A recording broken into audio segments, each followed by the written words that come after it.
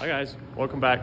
So today we're gonna work on a boat, a pontoon boat at that. So what happened to it is it's actually the gentleman that I sold the red and white boat to. He was coming back from the lake and hit a cattle guard, and the ball, I wish I had the ball to show you guys.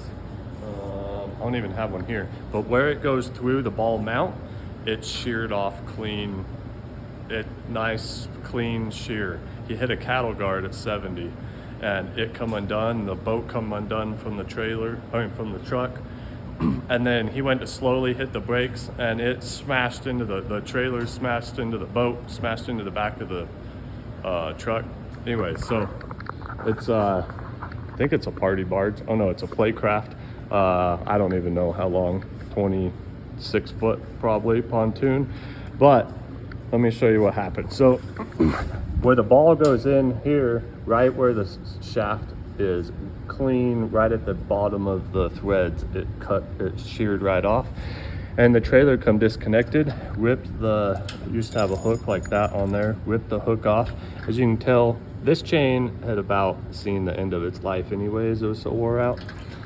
But this piece of strap here did exactly what it was supposed to do.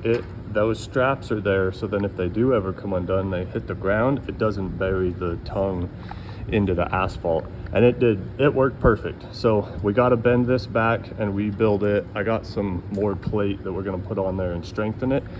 Going to put new chains on it and a hook. It drugged the plug on the ground, broke it all up. Check out the handle. That's from the asphalt. Look at that thing dragging on the ground. Maybe that's what saved it, was the handle. Also, it shifted the boat back on the trailer. He's had it to the lake since, a different lake, to try to readjust it. But when I seen it, it was about 18 inches back. It was way back here. It had busted off the safety lock here on the hand crank to pull the boat on. So we have a new crank for it. It ripped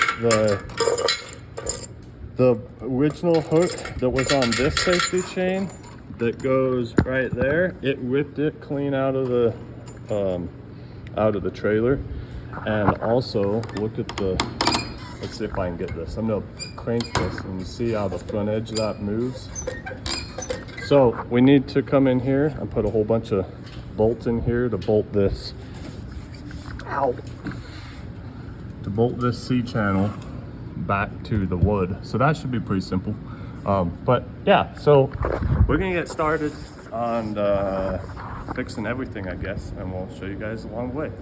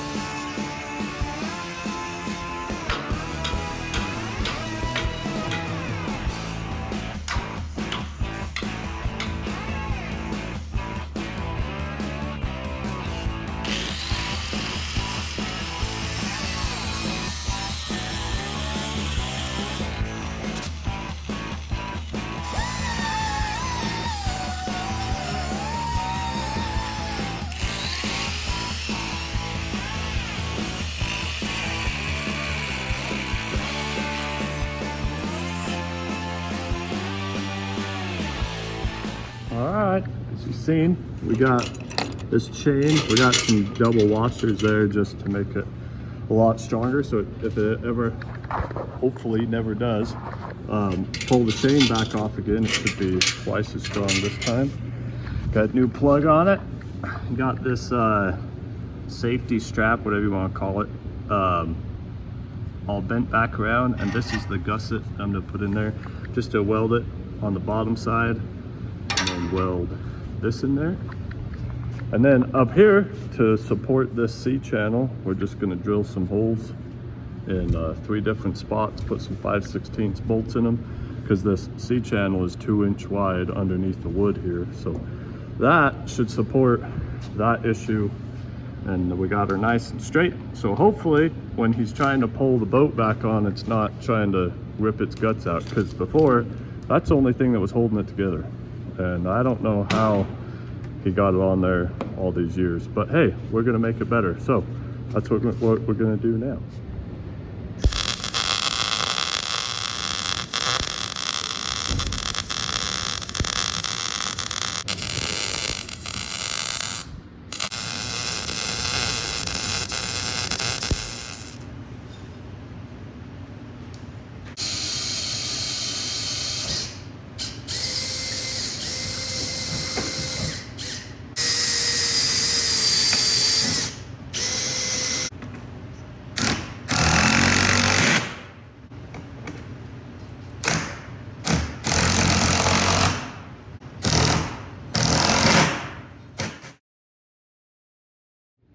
All right, there we go.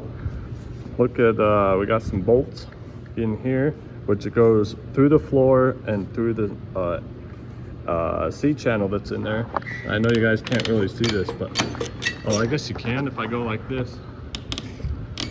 Look how much stronger that is.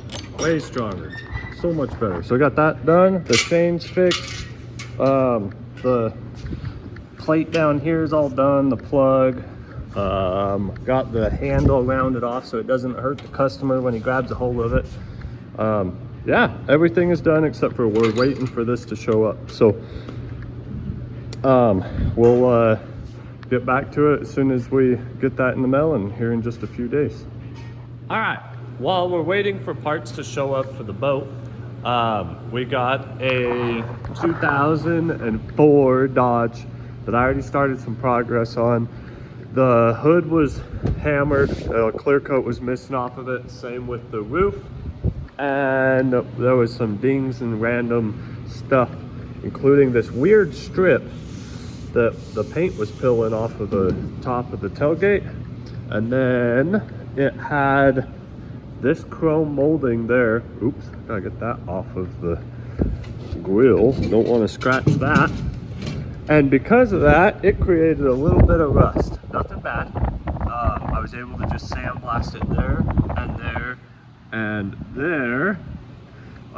So I sandblasted it, put some epoxy primer over everything, and now I'm gonna scuff these spots up here and put a little bit of filler in it, and then we need to, what am I trying to say? What am I trying to say?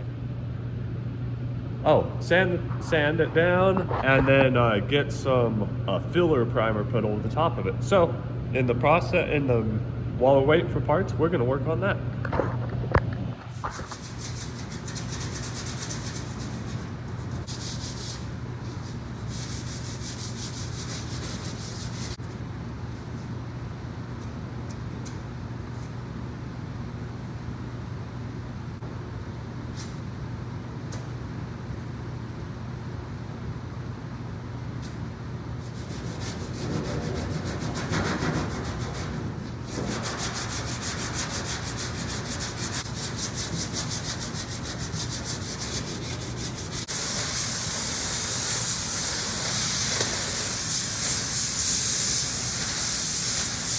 Okay, we got it all primered up, but as you can see here, there's a little bit of clear that's peeling just on this top edge.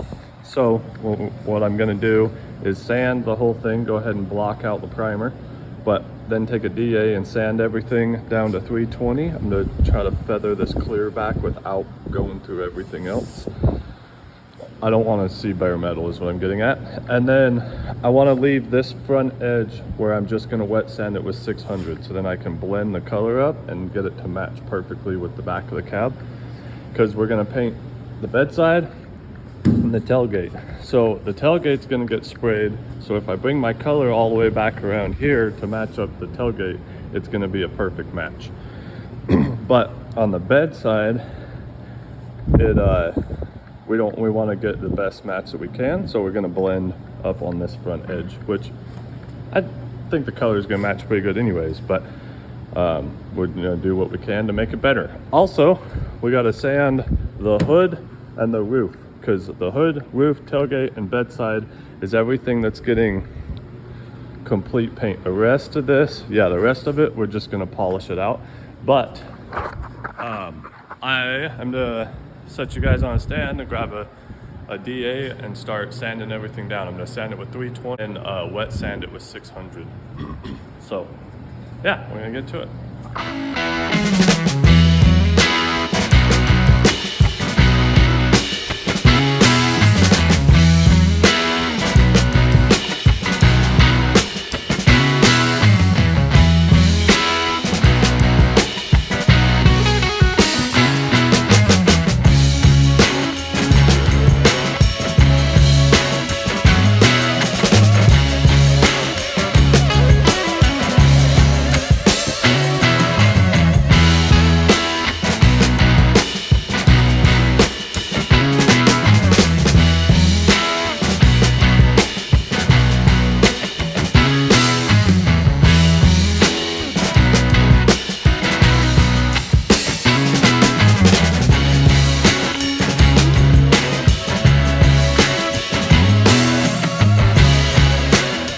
Got the bedside all sanded and prepped, ready to be cleaned up, and the tailgate. And then Colin got the hood and the roof. Oh, if you can see it, we got those all sanded and prepped. So now we're just gonna pull it out and wash everything all up. Get rid of all the dust and stuff like that, so we can wash it all up and get it prepped for paint, and then we'll get her in the booth and get it sprayed.